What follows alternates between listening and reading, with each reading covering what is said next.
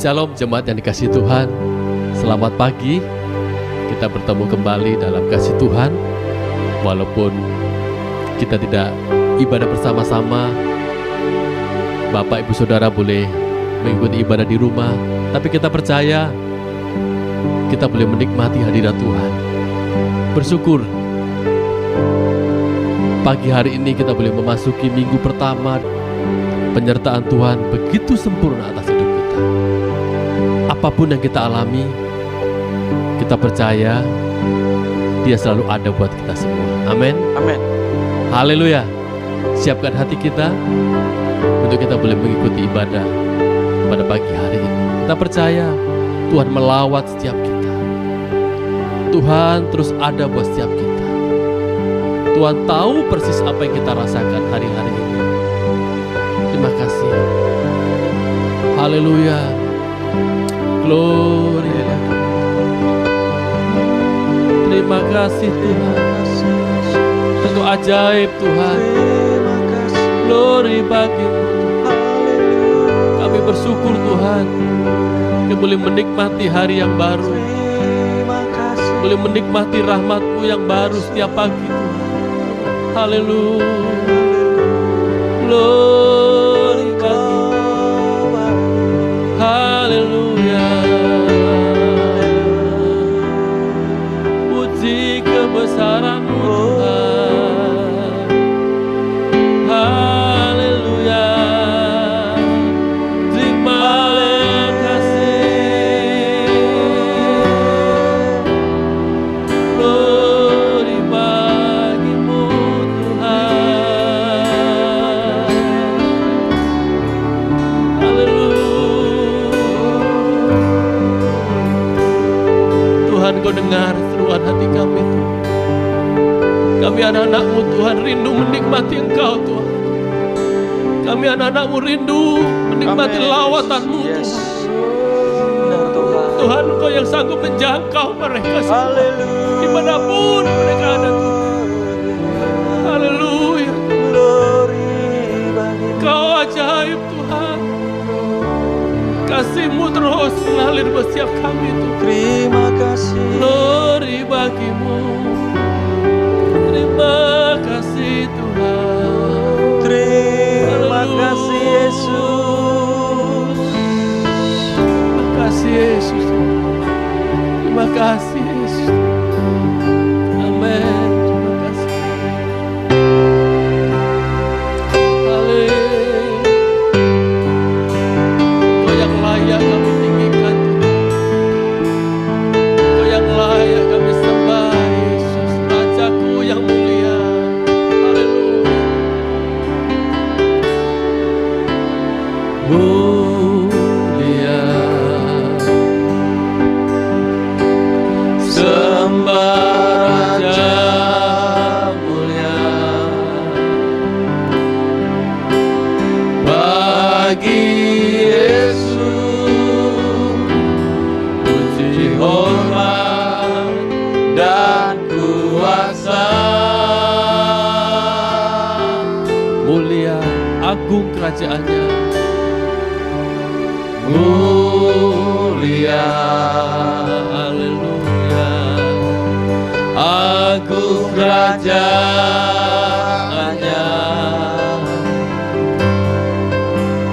Dari surga datang untuk segera umatnya. Dipuji, ditinggikan,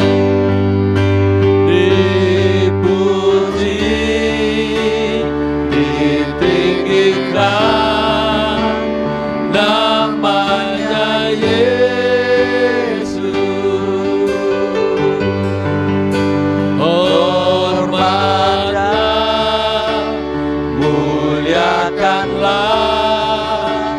Yesus Raja.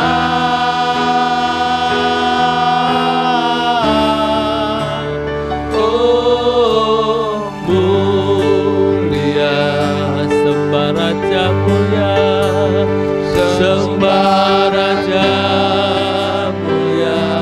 Dia telah mati dibangkitkan. Dia telah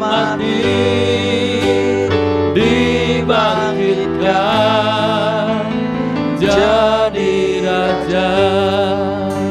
Mari kita berdiri bersama-sama dengan pujian ini sekali lagi.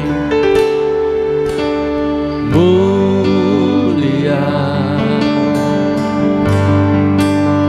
sembah Raja mulia, bagi Yesus puji hormat dan kuasa.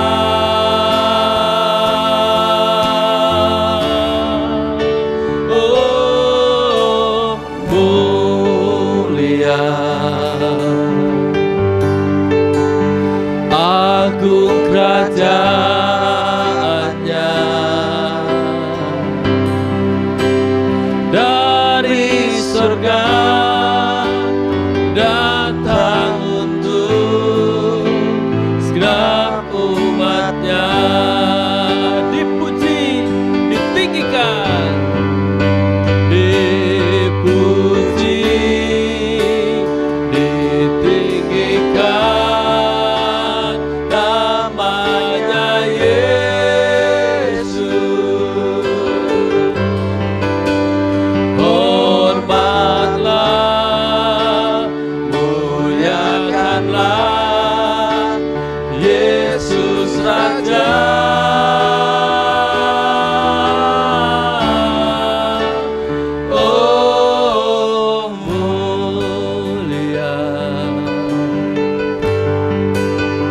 Sembah Raja mulia, Dia telah mati, dibangkitkan jadi Raja. Dipuji, ditinggikan, dipuji, ditinggikan. Namanya Yesus, hormatlah, muliakanlah Yesus Raja.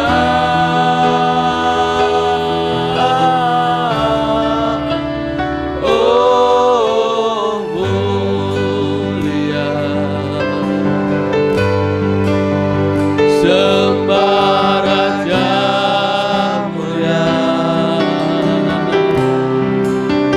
Dia telah mati, dibangkitkan jadi Raja.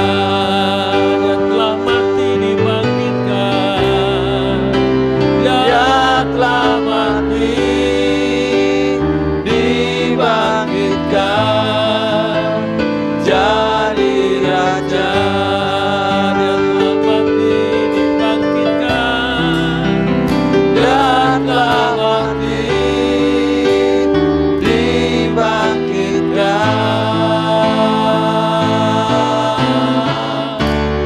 jadi Raja.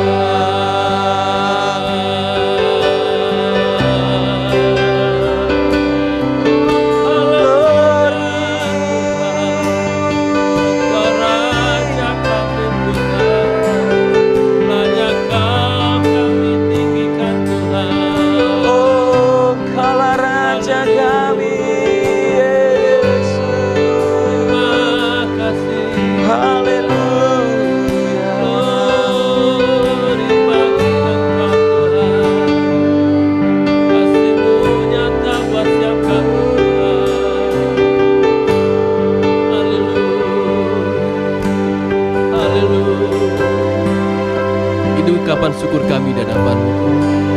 Kau sungguh Allah yang mulia, Allah yang layak terima segala puji, Allah yang layak kami sembah. Kami bersyukur Tuhan, hari lepas hari Engkau begitu menyertai kami, hingga kami boleh ada pagi hari. Terima kasih buat kesehatan sempurna, wasiat umat-Mu yang boleh menikmati ibadah pagi hari ini. Kami percaya Tuhan berkarya atas kami. Tuhan, Kesetiaan-Mu luar biasa buat setiap kami. Tuhan, ampuni kami. Tuhan, layakkan kami untuk kami boleh tetap menikmati hadirat-Mu. Terima kasih Tuhan, pada pagi hari ini Tuhan, kami umat-Mu siap memuji Engkau. Kami umat-Mu siap menyembah Engkau Tuhan. Sebab hanya Engkau yang layak terima segala puji. Terpuji nama-Mu Tuhan. Kami akan siap memuji Engkau, siap menyembah Engkau. Di dalam nama Tuhan kami Yesus Kristus. Mari setiap kita yang percaya dan siap memuji menyembah Tuhan, sama-sama katakan Amin. Amin. Haleluya. Haleluya. Shalom, apa kabar? Kita semua pasti luar biasa. Bersama Yesus kita luar biasa. Tak terasa kita boleh memasuki minggu pertama di bulan Juni. Begitu luar biasa penyertaan Tuhan atas hidup kita. Kasih-Nya tidak pernah berubah. Mari kita akan memuji Tuhan, menyembah Dia, menaikkan ucapan syukur kita. Sebab terlalu ajaib, terlalu luar biasa perbuatannya atas hidup kita. Haleluya. Amin.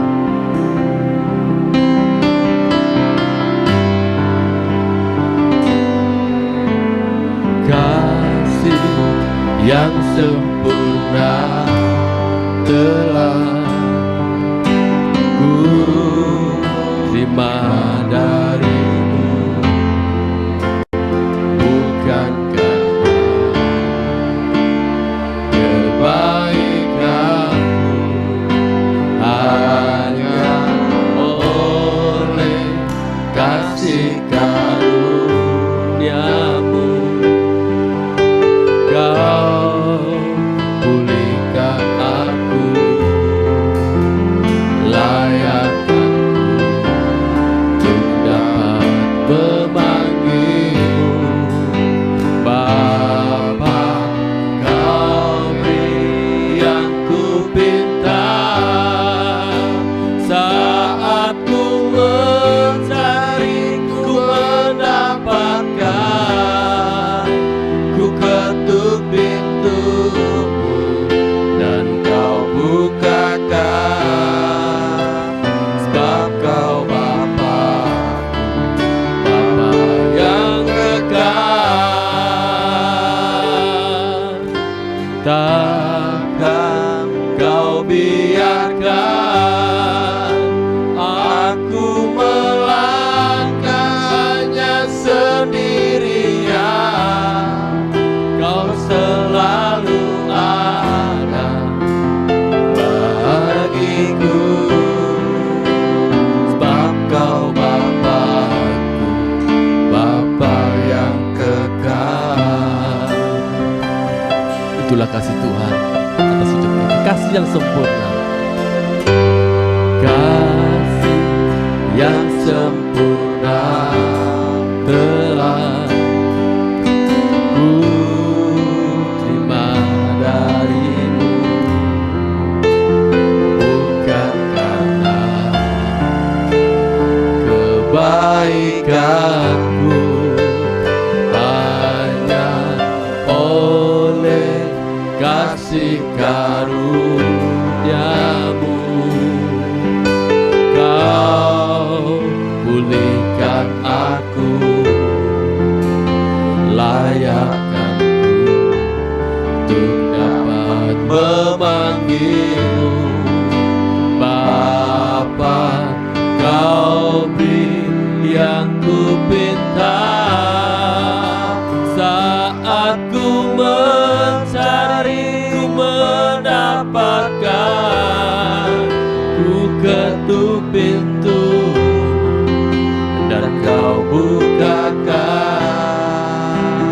Sebab Kau Bapa-Ku, Bapa yang kekal. Takkan Kau biarkan, takkan Kau biarkan aku melangkah hanya sendirian. Kau selalu ada bagiku. Sebab Kau Bapa-Ku, Bapa yang kekal.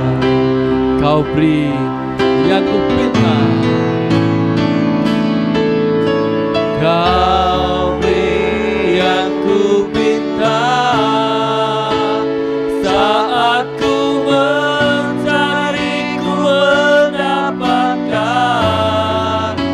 Ku ketuk pintu dan kau bukakan. Sebab kau Bapa, Bapa yang kekal. Takkan kau biarkan aku melangkah hanya sendirian. Kau selalu ada bagiku. Sebab kau Bapa, Bapa yang kekal. Kau selalu ada bagiku. Sebab kau Bapa, Bapa yang kekal. Kau selalu ada bagi kita semua. Ya Yesus Tuhan, yang kasihnya luar biasa atas hidup kita. Kita hanya bisa bersyukur buat segala kebaikan Tuhan. Banyak hal yang kita alami di masa pandemi ini. Banyak hal yang tidak menentu, membuat kita takut, membuat kita khawatir akan hidup kita. Secara manusia tidak bisa dipungkiri. Tapi yang kita tahu, Tuhan ada buat setiap kita. Amin. Amin. Amin. Yes. Yang terus berkarya atas hidup kita. Rencananya luar biasa atas hidup kita. Pagi hari ini firman-Nya akan menjawab setiap pergumulan kita. Apapun yang kita alami, Tuhan ada buat setiap kita. Amin. Amin. Haleluya. Firman-Nya punya kekuatan buat setiap kita. Haleluya. Haleluya. Yesus.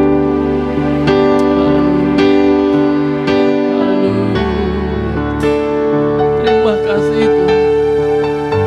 Terima kasih yang sanggup menjamah setiap kami. Kau yang Allah yang sanggup melawat dimanapun kami saat ini ada Tuhan. Haleluya Tuhan. Haleluya Tuhan. Terima kasih Yesus.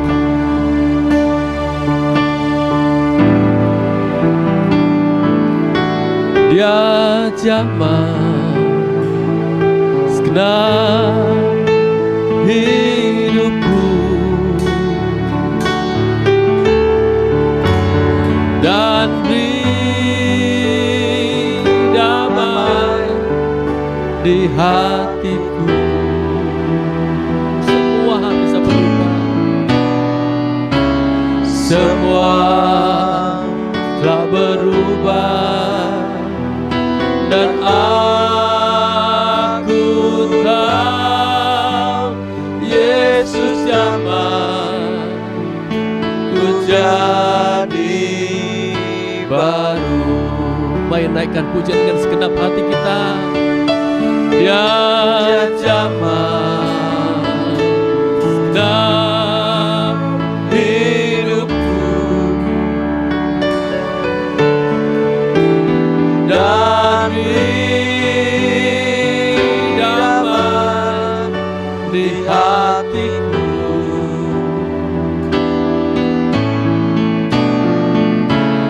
Semua telah berubah dan aku tahu Yesus jamah ku jadi baru. Semua telah berubah.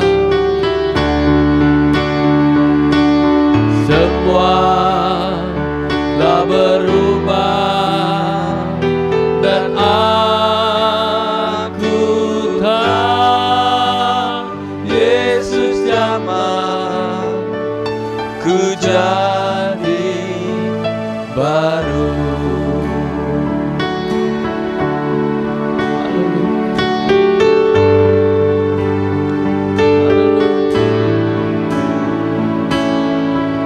Kau menjamah setiap kami jadi baru.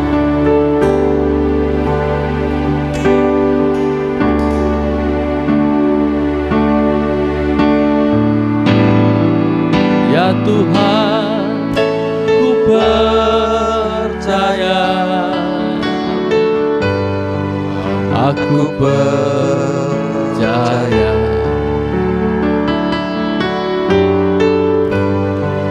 Lewati lembah air mata,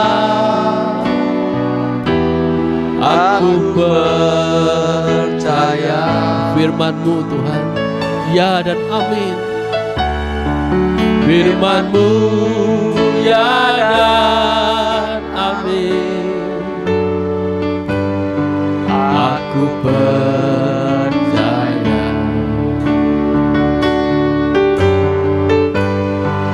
Kemenangan sudah Kau jamin.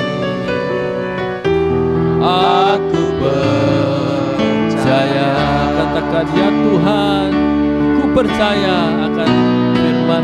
Ya Tuhan, ku percaya. Aku percaya.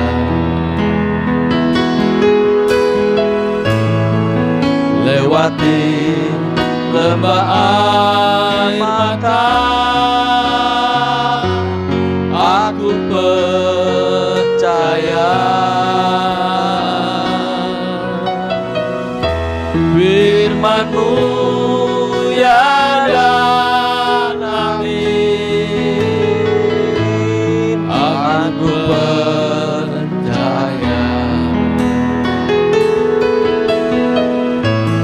Kemenangan sudah Kau jamin. Aku percaya. Kemenangan sudah Kau jamin. Kemenangan sudah Kau jamin. Aku percaya. Kemenangan sudah Kau jamin. Kemenangan sudah Kau jamin. Aku percaya. Saya persilakan hambanya untuk menyampaikan kebenaran firman Tuhan buat kita semua.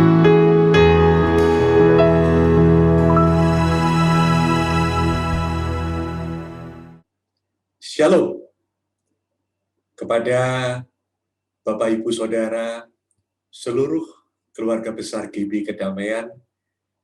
Selamat hari Minggu dan selamat tahun baru.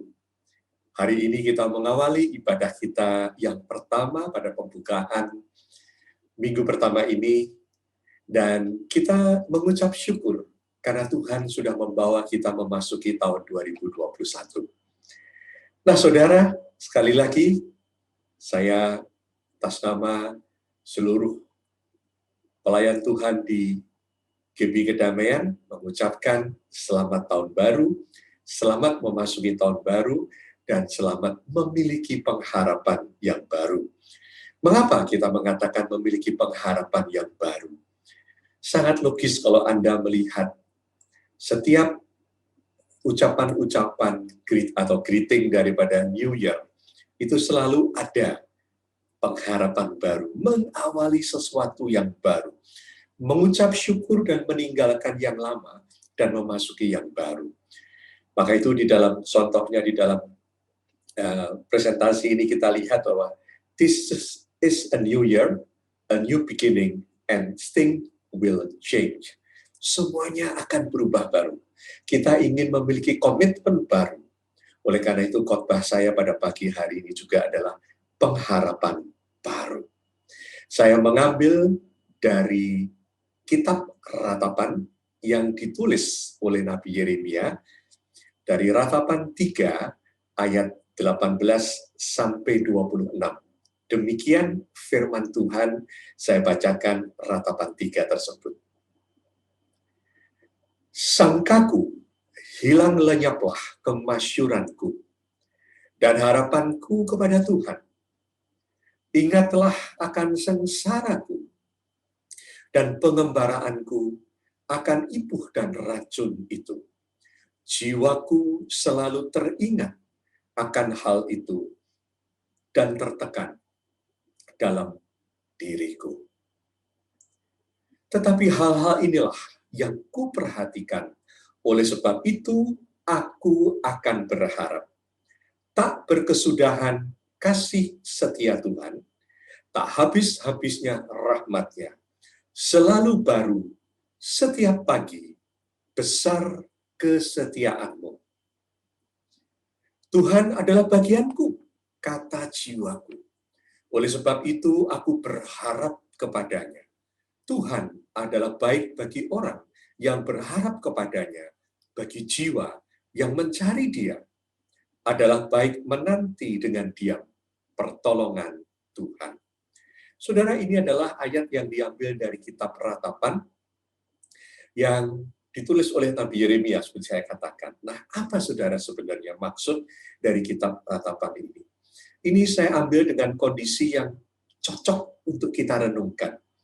Karena Nabi Yeremia sedang berbicara atau menulis kitab tentang penderitaan yang sedang dialami oleh dia dan oleh bangsanya karena Tuhan mengizinkan Yerusalem dan seluruh tanah Kanaan itu dihancur luluhkan. Saudara, kalau kita melihat di dalam kitab Ratapan ini adalah sebenarnya sebuah kitab tentang puisi yang disebut sebagai sebuah puisi yang biasanya dibacakan di dalam penguburan. Banyak sekali hal-hal kesedihan diungkapkan. Dan mengapa kesedihan itu? Karena Yeremia setelah 40 tahun dia itu mengingatkan bangsa Yehuda bahwa mereka harus bertobat. Kalau tidak, Tuhan akan menghukum mereka.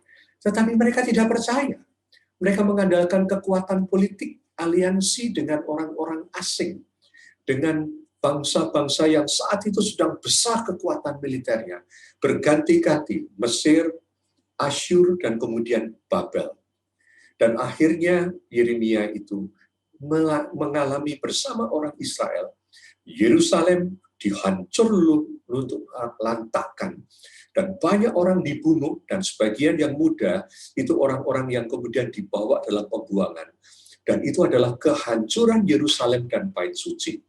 Saudara, kalau membaca ini harus membayangkan bagaimana sebuah bangsa yang begitu terkenal, bangsa yang dihormati pada mulanya, bangsa yang dikatakan Allahnya itu luar biasa, ternyata bangsa itu diizinkan Tuhan hancur. Kitab ini berisi puisi, kalau saudara iseng, saudara baca nanti setelah selesai kebaktian ini. Ingat, ada 5 pasal. Setiap pasal isinya itu 22 ayat. Pasal 1 dan pasal 2, pasal 4 dan pasal 5, semua 22. Pasal 3 itu 66, kelipatan 3 dari 22. Nah, 22 ini sebenarnya adalah alfabet orang Yahudi. Alif, Bet, kalau kita sebutkan alfabet mereka, itu ada 22, dan itu ABC-nya itulah yang dia sebagai huruf pertama dari puisi yang ditulis. Jadi ada 22 line setiap puisi dalam setiap pasalnya, dan pasal yang ketiga ini ada 66. Jadi adalah kitab puisi. Nah, saudara, yang menarik adalah setelah kita itu merenungkan kitab Ratapan itu, betapa hancur hatinya Yeremia. Dan itu juga menggambarkan hancur hatinya Allah, karena 40 tahun mereka itu diperingatkan, mereka tidak percaya. Dan mereka kemudian masuk di dalam 70 tahun penghukuman Tuhan yang Yeremia tahu. Tuhan sudah ngomong, aku akan membuang mereka, dan 70 tahun kemudian aku akan mengambil mereka kembali. Nah, saudara, Di dalam pasal yang ketiga ini, ayat 18, 19, 20, 21, 22, 23, 24, 25, dan 26, itu adalah ada satu kondisi yang disebut satu kondisi yang mengubah Yeremia dari orang yang begitu hancur hatinya, penuh keputusasaan, tiba-tiba dia itu bisa berbalik dan ingat kepada Tuhan. Dan dia mengatakan, tak berkesudahan kasih setia Tuhan, tak habis-habisnya rahmat-Nya, selalu baru tiap pagi, besar kesetiaan. Aneh, saudara. Di tengah-tengah begitu banyak fakta yang menunjukkan dia dan bangsanya sedang hancur, maka ketika dia ingin dikuatkan Tuhan, dia ingat siapa Tuhan itu. Nah, saudaraku sekalian, ini adalah satu peristiwa di mana kita ini juga harus merenungkan. Kita memasuki tahun 2021. Kita tahu pandemi itu belum selesai. Pandemi itulah yang membuat seluruh dunia sepi. Setiap tempat-tempat ibadah dunia itu sepi. Setiap orang semuanya dikunci di dalam rumah masing-masing. Ini adalah satu peristiwa yang luar biasa. Bisnis boleh kata berantakan. Hampir semua orang kehilangan bisnisnya. Ini ada satu keadaan yang belum selesai di tahun 2020. Dan kita harus memasuki tahun 2021 dengan suatu keadaan yang tidak lebih baik, bahkan diperkirakan lebih buruk. Karena bulan Desember ini ada satu varian baru dari pandemi ini yang cepat menjalar. Dan saya merasakan, saudara, saat ini, teman-teman dekat saya satu demi satu itu kena COVID. Cepat sekali menyebarnya. Ini sesuatu yang kita ini sebenarnya putus asa. Nah, tahun 2021 kita ingin bangkit. Kita ingin move on. Kita ingin satu bergerak, tidak berhenti di tempat. Apa yang akan saya dan saudara lakukan sebagai anak-anak Tuhan? Apa yang membuat sebenarnya Yeremia itu move on? Itu yang harus kita lihat. Nah, saudara, bagaimana kita itu kemudian seseorang itu bisa bergerak melangkah maju? Anda dan saya harus melangkah maju, meskipun kebaktian masih online, meskipun kita bisa tatap mata, meskipun kita masih work from home, meskipun anak-anak masih dari rumah, meskipun pekerjaan masih begitu tidak pasti, tapi kita ingin move on, kita ingin bergerak maju, dan itu kita memerlukan apa yang disebut titik balik. Apa yang disebut adalah titik balik. Apa yang membuat Anda dan saya mengalami sebuah titik balik, dan kita kemudian penuh semangat untuk melakukan sesuatu yang baru, mengubah hidup dan masa depan kita. Setiap orang memerlukan apa yang disebut turning point. Satu titik di mana dia berbalik. Satu titik keadaan dia saya tidak mau terus dalam keadaan seperti ini. Saya mau berbalik. Apa yang akan membuat Anda ingin berbalik? Sehingga Anda ingin menjadi sesuatu yang berbeda, meskipun keadaan belum berubah. Nah, inilah saudara.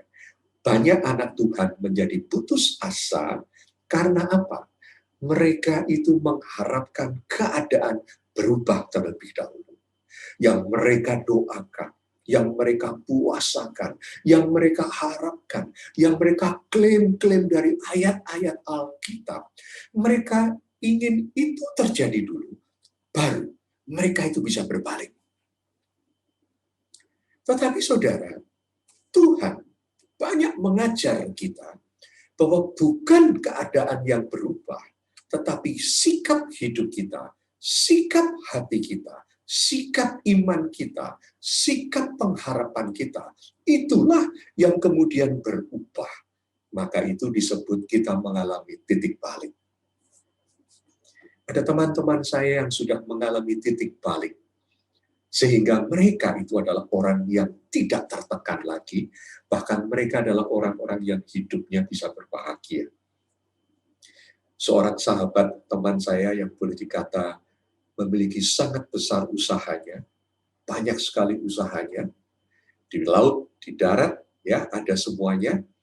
Saudara, dia mengatakan bahwa harta saya sekarang yang paling indah, ya, dia anak Tuhan, ya, dia selalu berkumpul dengan Tuhan dan dia mengatakan harta saya yang paling indah yang bisa saya nikmatin setiap pagi adalah pertama ayam-ayam saya yang ada di kandang, burung-burung yang ada di kandang, dan ikan-ikan yang ada di kolam, dan juga taman tanaman hidroponik. Itu harta saya. Tadinya, sebelum dia bisa berbalik, sulit sekali menghargai sesuatu yang indah, yang kecil, yang Tuhan sediakan di depan mata, yaitu satwa dan juga tumbuh-tumbuhan. Dia sekarang katakan tiap hari dia menikmati. Itu orang yang bisa keluar dari keadaan, berbalik sebelum keadaan itu berubah. Yang kedua, seorang teman juga pengusaha, mungkin saya pernah sharing, dan dia adalah eksekutif dari satu perusahaan kontainer yang besar.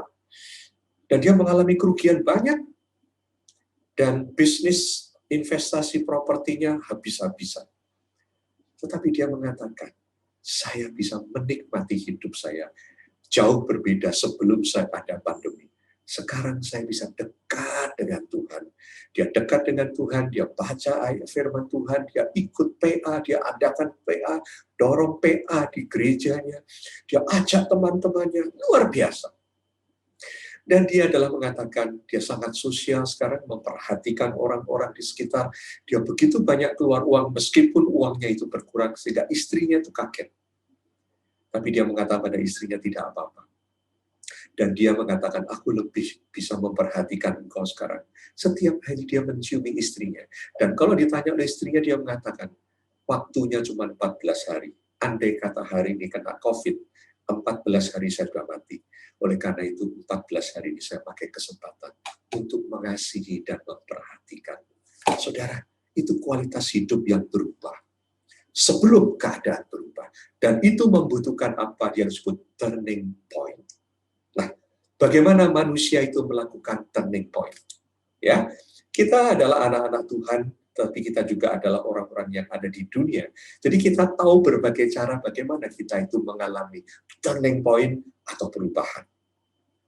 Yang pertama adalah orang yang melakukan turning point adalah bukan karena Tuhan, tapi karena positive thinking. Berpikir secara positif. Oh ini saudara, kekuatannya itu luar biasa. Manusia diberi kekuatan Tuhan di dalam pikirannya. Kalau dia bisa mengendalikan pikirannya, bisa mengubah pikirannya, dan menjadi sesuatu yang berbeda, maka pikiran ini akan mengubah hidupnya. Yang pertama adalah berpikir positif. Ya, termasuk menulis kata-kata bijak, termasuk mengirimkan berita-berita, termasuk mengatakan salam, yang mengatakan kita luar biasa, kita menang, kita bisa. Itu orang ingin mengubah hidupnya, walaupun keadaan belum berubah.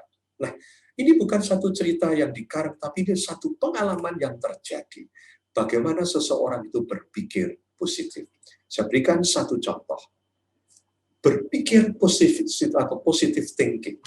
Ada seorang yang bernama Viktor Frankl. Dia adalah seorang dari psikiater. Pada saat itu dia 26 tahun dan dia ditangkap oleh Nazi di Jerman. Dia tinggal di Jerman, hidup di Jerman, dimasukkan dalam kamp konsentrasi. Setiap hari diinterogasi. Ditanyakan keluarganya mana, jaringannya yang mana. Dan dia tahu, saudara, bahwa istrinya juga ada di dalam camp itu. Orang tuanya juga ada di camp itu. Dan dia tahu kabar, istrinya itu sudah mati masuk kamar gas. Orang tuanya sudah mati masuk kamar gas. Jadi dia itu seringkali membersihkan, menyapu halaman yang isinya debu-debu kotor. Dia tahu, itu dari pembakaran mayat, di mana istrinya dan saudara orang tuanya, seluruh keluarganya sudah dibunuh. hartanya diambil, cincinnya diambil, cincin kawin. Pokoknya tidak ada satupun yang tersisa dalam hidupnya. Dan dia disiksa, diinterogasi dalam keadaan telanjang setiap hari. Tapi satu hal yang mengatakan, orang bisa mengambil semua yang saya miliki. Tetapi satu hal yang tidak bisa mereka ambil adalah kebebasanku untuk berpikir dan mengambil keputusan. Membuat attitude yang baik. Dan dia itu kemudian, saudara, mencoba mengasihani dan mengasihi orang-orang Nazi yang menyiksa dan membunuh keluarganya. Ketika mereka itu membentak-bentak dia melihat mereka dengan mata yang penuh kasih. Dan dia adalah orang yang selalu ingin mengasihi mereka. Akibatnya apa? Viktor Frankl ketika keluar dan dibebaskan dari tahanan Nazi, kamp konsentrasi, dia tidak gila. Dia bisa membangun hidupnya, dan dia jadi seorang psikiater yang justru ahli di dalam menangani trauma kehidupan. Karena dia memiliki pengalaman dan dia berhasil. Dengan apa, saudara? Dengan kepandaiannya. Oleh karena itu, jangan heran kalau di dunia ini banyak sekali motivator-motivator yang begitu hebat bisa mempengaruhi manusia. Bahkan kalau Anda perhatikan, banyak hamba-hamba Tuhan ingin belajar dari para motivator. Banyak hamba Tuhan yang ingin belajar dari motivator. Saudara bisa lihat khotbahnya, temanya, semuanya itu untuk kesenangan kehebatan manusia. Tapi saudara, ini bukan dari Tuhan. Memang ini karunia Tuhan. Tetapi Tuhan tidak mengizinkan kita ini bebas sebebas-bebasnya memakai kehendak kita. Karena kalau positive thinking ini kemudian dipegang terus-menerus, maka yang menjadi Tuhan itu adalah diri kita. Yang menjadi Tuhan itu adalah diri kita. Kita bisa menjadi orang yang kemudian menentukan segala sesuatunya. Dan saudara, walaupun kita menentukan, tetapi tetap keadaan itu tidak akan berubah. Banyak orang yang positive thinking, akhirnya juga hancur. Banyak motivator-motivator yang tidak bisa banyak berbicara ketika keadaan ini benar-benar menghantam orang. Tidak ada rumus yang bisa mereka katakan bagaimana mereka itu bisa bangkit. Hanya positive thinking. Tapi mereka tetap tidak bisa mendapatkan kekuatan yang sebenarnya. Yang kedua adalah bagaimana kita ini mendekat dan beriman kepada Tuhan. Dan inilah yang menjadi kekuatan dari kita, anak-anak Tuhan. Apa, saudara? Yaitu kita bersandar kepada Tuhan. Tetapi bersandar kepada Tuhan, itu pun ada dua keadaan yang berbeda. Yang pertama adalah kalau kita bersandar atau kembali kepada Tuhan, fokus kepada Tuhan. Pertanyaannya, Tuhan sebagai apa? Banyak anak-anak Tuhan, banyak hamba-hamba Tuhan yang ingin fokus kepada Tuhan, memiliki iman, memakai iman kepada Tuhan, tetapi sebenarnya meletakkan Tuhan hanya sebagai alat, sebagai sarana, sebagai fasilitas untuk mencapai apa yang dia inginkan. Ingat, ini berbahaya, saudara. Di tengah-tengah pandemi ini, jangan sampai hamba-hamba Tuhan memakai firman Tuhan, mengotbahkan firman Tuhan, untuk mengobarkan semangat jemaatnya. Klaim-klaim ayat-ayat firman Tuhan. Tapi sebenarnya Tuhan hanya sebagai sarana untuk memastikan kehendak kita, keadaan kita itu dipulihkan sesuai dengan kehendak kita. Ini tidak banyak berbeda dengan positive thinking. Cuma positive thinking berada pada otak kita, tetapi pada hal yang kedua ini, ketika Tuhan sebagai sarana, maka kita ini sebenarnya menjadi Tuhan. Tetap kita menjadi Tuhan, dan Tuhan menjadi budak kita. Firman Tuhan hanya sebagai alat untuk mengklaim-klaim sesuatu yang tidak relevan.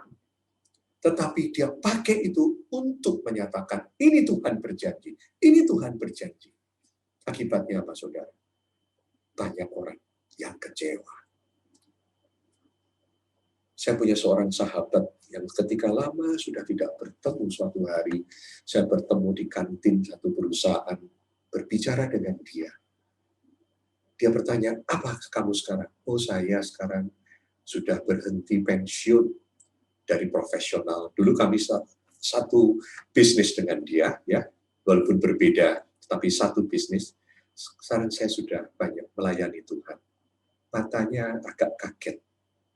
Dan kemudian dia tidak antusias lagi. Kemudian kami berbahasa basi, kemudian dia pergi. Dan saya bertanya pada teman yang lain, mengapa dia tiba-tiba tidak antusias ketika ketemu saya dan saya sebagai hamba Tuhan? Teman saya mengatakan dia kecewa dengan Tuhan. Kecewa dengan hamba Tuhan. Karena apa? Suatu hari istrinya divonis mengalami satu kanker dan dioperasi. Setelah itu dokter mengatakan kau harus kembali, itu dia di luar negeri ya, 6 bulan lagi kau harus kembali untuk check up. Pulang ke Indonesia, istrinya aktif di gereja. Semua pendeta temannya di dalam persekutuan dan gereja klaim dia sudah sembuh dan dia tidak perlu check up lagi. Sampai 6 bulan berlalu, dia tidak mau check up. Sampai lebih daripada itu, suatu hari dia pergi ke luar negeri, kembali menengok anaknya, dan tiba-tiba mengalami sakit karena perubahan kondisi, kemudian check up, dokter mengatakan sudah terlambat. Teman saya itu begitu kecewa dengan orang-orang, bahkan mungkin dengan Tuhan, tapi dia salah, karena yang salah adalah manusia yang memakai Tuhan hanya sebagai sarana. Oleh karena itu berhati-hatilah. Anda jangan hanya percaya pada klaim-klaim ayat-ayat yang membuat seolah-olah Anda semua bisa keluar dari masa pandemi ini. Tidak. Yang harusnya ketika engkau dan saya fokus dan berharap kepada Tuhan, maka Tuhan itu bukan sarana, tetapi Tuhan itu adalah sasaran. Yang kita cari bukan kuasanya. Yang kita cari bukan mujizatnya. Yang ingin kita pakai. Yang kita inginkan bukan hanya berkatnya. Yang ingin kita butuhkan. Ingat, ketika engkau dan saya ingin fokus kepada Tuhan, maka sebenarnya di dalam keadaan yang buruk ini, apa yang paling Anda dan saya harapkan? Berkatnya, mujizatnya, kuasanya, atau dia pribadinya. Ketika engkau dan saya mengharapkan berkat, mujizat, kuasa, belum tentu Tuhan memberi. Tetapi dia sudah memberikan dirinya untuk menjadi Tuhan kita. Dan untuk itulah yang utama adalah turning point kita kembali mendekat kepada Tuhan. Mengapa? Coba pikirkan. Apa yang Anda terima dari pandemi? Pandemi ini sekali lagi menghabiskan semua kekuatan Anda. Anda mau kuat-kuatan dengan Tuhan, silakan. Pakai uang Anda, pakai kehebatan Anda, pakai bisnis Anda. Kalau engkau tidak di dalam Tuhan dan menyerahkan ke dalam Tuhan, engkau dan saya adalah orang yang nantinya ketika pandemi ini bisa berakhir, engkau tidak akan pernah kembali kepada Tuhan. Engkau akan sibuk mencari uang untuk mengembalikan kerugian-kerugianmu. Saya percaya nanti banyak orang tidak kembali kepada Tuhan. Setelah kembali ibadah secara tatap muka, mereka tidak kembali. Bahkan sekarang pun sudah banyak yang tidak kembali pada Tuhan dalam keadaan online ini. Karena mereka mungkin sudah kecewa dengan Tuhan. Yang mereka cari bukan pribadi Yesus, bukan pribadi Allah Bapa, tetapi hanya berkat-Nya. Kita harus belajar daripada Yeremia. Apa yang dikatakan Yeremia? Inilah yang aku perhatikan. Yang dia lihat itu adalah tak berkesudahan kasih apa? Setia Tuhan. Kasih setia Tuhan. Artinya, yang Yeremia andalkan adalah Tuhan yang selalu setia menyertai. Di dalam penghukuman itu, mengapa orang Israel dihukum selama 70 tahun? Itu adalah bagian kesetiaan Tuhan. Kalau Tuhan tidak setia, Tuhan sudah habiskan mereka. Tapi Tuhan sengaja menghancur luluhkan mereka. Kemudian sebagian dari mereka dibawa ke Babel sebagai satu kelompok kecil orang yang nantinya dipelihara oleh Tuhan untuk dibawa kembali ke tanah Kanaan 70 tahun kemudian. Dan itu Tuhan katakan sebelum hal itu terjadi. Ketika penghukuman terjadi, Tuhan ngomong, 70 tahun lagi mereka akan kembali. Tuhan memelihara sekelompok kecil orang yang dibuang atau orang-orang buangan ini. Mengapa? Karena dia setia. Sekali dia memilih Israel sebagai bangsa pilihan untuk menurunkan Mesias, dia tidak pernah lupa akan mereka. Dan inilah Yeremia yang ingat. Sehingga dia mengatakan, selalu baru tiap hari berkat-Nya Tuhan itu. Tak berkesudahan kasih setia Tuhan. Tak habisnya rahmat-Nya selalu baru setiap pagi. Besar kesetiaanmu. Setia, setia, setia. Saudara tahu di tengah pandemi ini, ketika seolah-olah Tuhan jauh, Tuhan itu setia. Setia menunggu manusia itu bertobat. Karena manusia sudah mengandalkan kekuatannya sendiri. Tuhan ingin membuktikan kepada dunia, engkau tidak ada apa-apanya. Hanya dengan satu virus yang mungkin 150 mikron atau apa, itu bisa menguasai seluruh dunia. Bisa mengosongkan semua gereja, mengosongkan semua tempat ibadah, mengosongkan semua tempat pelacuran, mengosongkan semua tempat-tempat kegelapan yang untuk pesta pora, narkoba, dan sebagainya. Semua bisa dikosongkan oleh Tuhan hanya dengan satu virus yang sangat kecil ini, yang sampai detik ini belum bisa ditundukkan dengan tuntas. Mengapa Tuhan mau? Supaya ada pertobatan. Itu kasih setia Tuhan. Maka itu, bagaimana kita ini bertobat? Dua teman saya tadi bertobat. Yang satu kemudian menjadi mencari Tuhan. Yang kedua dalam mencari Tuhan itu juga bisa menikmati harta yang mungkin hartanya sendiri itu seberapa juta kali daripada harta ayam dan ikannya itu, dan burungnya itu. Berapa juta kali, karena kekayaannya itu luar biasa. Tapi dia mengatakan harta yang Tuhan berikan pada saya bukan yang gede-gede, yang selama ini saya perhatikan, tapi justru ayam, burung, ikan, dan tanaman, ya, tanaman yang dibikin dari di atas air gitu ya. Saudaraku sekalian, coba. Oleh karena itu, Yeremia juga tidak hanya berhenti kepada melihat kesetiaan Tuhan. Dia mengatakan, Tuhan adalah bagianku. Kata jiwaku. Ini sudah berbicara bukan fisik.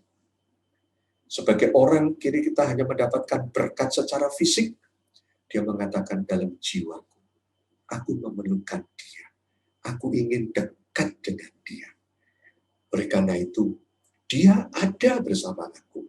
Dia adalah bagianku. Dia itu selalu ada dengan aku. Maka itu dikatakan, aku berharap kepadanya. Karena Allah setia. Maka Yeremia tidak berharap kepada belas kasihan musuh. tidak berharap kepada hal-hal yang lain, tapi Yeremia berharap kepada Tuhan yang adalah bagian dari hidupnya. Maka itu dia mengatakan Tuhan adalah baik bagi orang yang berharap kepadanya, bagi jiwa yang mencari Dia. Mengawali tahun 2021,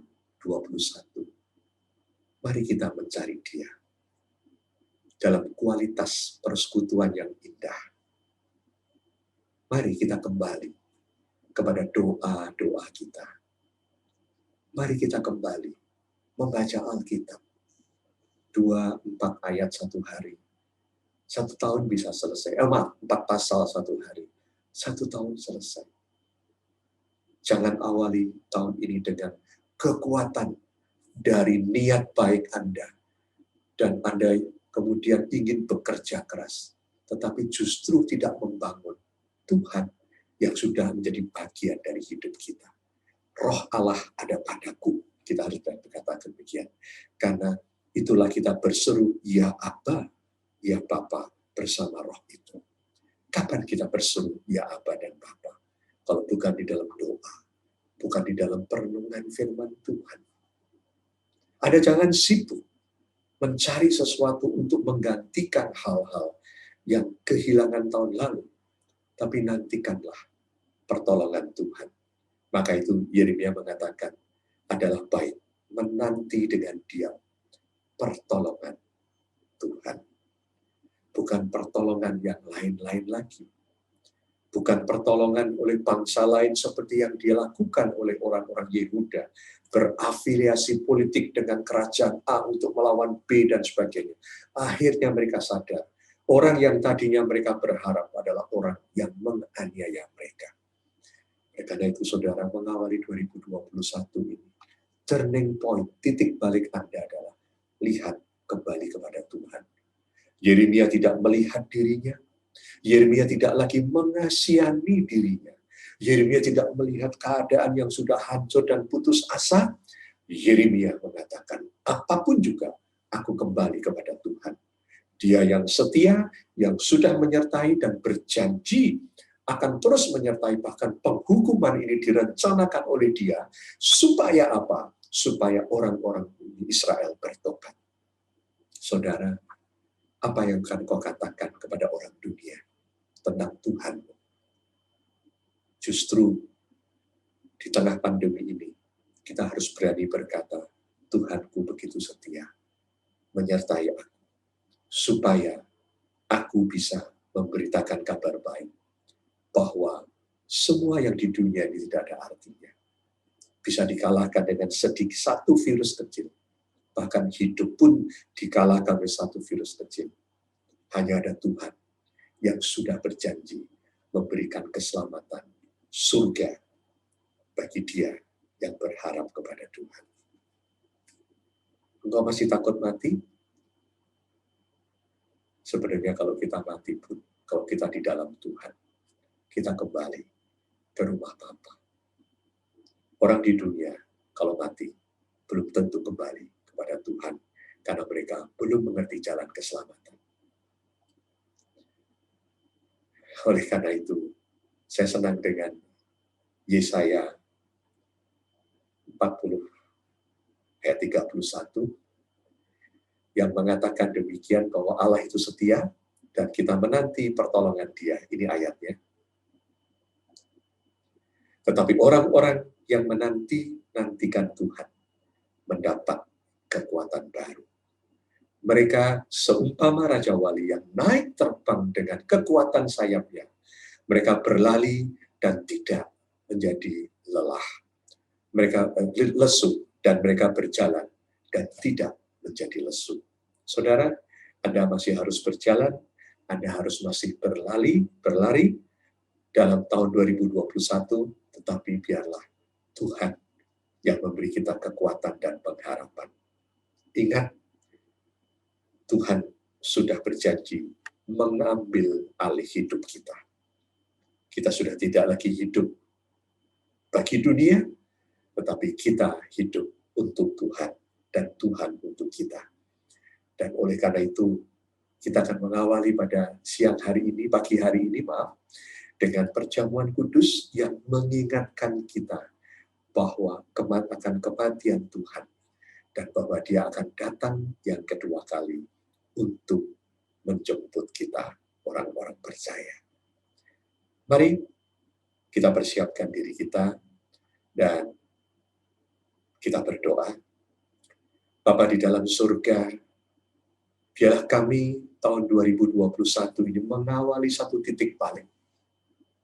Seperti Yeremia yang tidak lagi mengasihani, meratapi dirinya, keadaannya, kehilangannya, yang sudah tidak lagi meratapi tentang Yerusalemnya, bait Allahnya, bangsanya, tetapi yang kemudian tegar, berbalik dan memandang kepadamu, dan berkata bahwa besar setiamu Tuhan, bahwa ternyata Engkau itu setia menyertai setiap anak-anak. Engkau tidak pernah membinasakan, sekalipun Kau membuang mereka umat Israel untuk sementara, tetapi tujuan Tuhan adalah untuk mereka bertobat. Pandemi ini boleh kami alami sebagai anak-anak Tuhan bersama orang dunia, supaya kami juga sadar bahwa Tuhan masih 100% berkuasa atas dunia dengan segala isinya, atas umat manusia. Oleh karena itu kami bersandar kepadamu Tuhan. Biarlah kasih setiamu yang sudah Kau berjanji menyelamatkan kami, memelihara kami, menjagai kami, bahkan membawa kami ke dalam kehidupan kekal. Engkau adalah Allah dan Tuhan kami, yang kami percaya dalam Tuhan Yesus Kristus. Kuduskan kami Tuhan, supaya kami bisa bergerak maju, karena kami memiliki pengharapan di dalam Engkau. Sebentar kami akan menerima perjamuan kudus. Kuduskan hati dan pikiran kami, supaya kami boleh benar-benar dikuatkan di dalam kasih kemurahan. Di dalam nama Tuhan Yesus, kami berdoa dan mengucap syukur. Amin. Saudara, mari kepala keluarga mempersiapkan perjamuan kudus, dan kita akan segera memulai perjamuan kudus ini. Saudara, segenap jemaat yang ada di rumah masing-masing, saya undang Anda semua untuk berdiri, dan biarlah setiap kepala keluarga membagikan roti dan anggur ataupun pengganti anggur, dan kita akan masuk di dalam satu perjamuan kudus di awal tahun ini. Kiranya Tuhan menguduskan hati dan pikiran kita, dan mari kita sekali lagi berdoa. Bapa di dalam kerajaan surga, kami mau mengawali tahun ini dengan kembali fokus bersandar kepada kesetiaan-Mu Bapa, kepada rahmat-Mu yang selalu baru setiap hari. Besar kesetiaan-Mu Tuhan. Dan oleh karena itu kami berkomitmen untuk kembali menerima perjamuan kudus ini, mengingat akan kematian Tuhan yang sudah menggantikan kami di atas kayu salib. Engkau menebus segala dosa kami, sehingga kami boleh menjadi kembali anak-anak Allah. Dan Tuhan mempersiapkan satu hidup kekal bersama-sama dengan Bapa dalam kerajaan surga. Tuhan, kami mengikuti perintah-Mu untuk selalu melakukan perjamuan kudus sesuai dengan kehendak dan perintah-Mu. Biarlah Engkau menguduskan kami, Tuhan. Ampuni hati dan pikiran kami. Ampuni dosa-dosa, kesombongan kami. Ampuni kekecewaan kami. Biarlah kami, Tuhan, boleh bersandar kembali kepadamu. Dan kami boleh kembali hidup di dalam ikatan kasih dengan Engkau, ya Tuhan. Yang sudah Engkau nyatakan. Kasih yang terbesar, yaitu Yesus Kristus turun ke dunia, menjadi manusia yang hina seperti kami ini, tetapi yang tanpa dosa, dan harus mati bagi kami yang untuk menanggung dosa kami. Sehingga itulah kasih yang terbesar yang Bapa berikan kepada kami. Kami mau terima perjamuan kudus ini di dalam nama Allah Bapa, Allah Sang Putra, dan Allah Roh Kudus. Haleluya. Amin. Mari kita angkat hostia ini tinggi-tinggi, dan kita mendengarkan firman Tuhan. Sebab apa yang telah kuteruskan kepadamu telah aku terima dari Tuhan, yaitu bahwa Tuhan Yesus pada malam waktu ia diserahkan, mengambil roti, dan sesudah itu ia mengucap syukur atasnya, ia memecah-mecahkannya dan berkata, inilah tubuhku yang diserahkan bagi kamu. Perbuatlah ini menjadi peringatan akan aku. Bukankah Kristus sudah mengorbankan tubuhnya yang tanpa dosa untuk kita menjadi penebus dosa kita? Mari kita makan dengan ucapan syukur akan kasih setianya. Terima kasih Tuhan.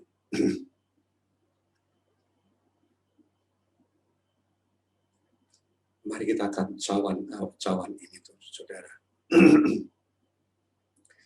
Demikian juga ia mengambil cawan sesudah makan lalu berkata, cawan ini adalah perjanjian baru yang dimeteraikan oleh darahku. Perbuatlah ini setiap kali kamu meminumnya menjadi peringatan akan aku. Sebab setiap kali kamu makan roti ini dan minum cawan ini, kamu memberitakan kematian Tuhan sampai ia datang. Mari kita minum dengan ucapan syukur oleh karena darah Kristus dicurahkan untuk membasuh dosa-dosa kita.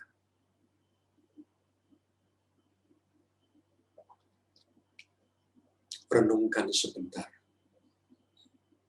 Allah yang begitu mulia dan kudus turun dari kemuliaannya, yaitu menjadi firman yang menjadi manusia. Dia hidup di tengah manusia. Dia memberitakan keselamatan. Tapi banyak manusia yang menolak dia. Sampai dia menepati janjinya. Dia naik kayu salib di atas untuk mati di atas salib, tersiksa paling hina. Dan dia bangkit menunjukkan bahwa dia Allah. Dia sudah selesai dengan penebusan itu. Tuhan begitu setia kepada kita semua. Oleh karena itu, saudaraku kekasih, memasuki tahun 2021, janganlah kita bersandar pada kekuatan kita. Janganlah kita memaksa Tuhan dengan klaim-klaim sesuai dengan keinginan kita. Tapi biarlah kita hanya mencari Dia, pribadi Dia. Dekatlah dengan Tuhan. Bangunlah dengan Tuhan relasimu. Maka engkau akan melihat penyertaannya yang luar biasa.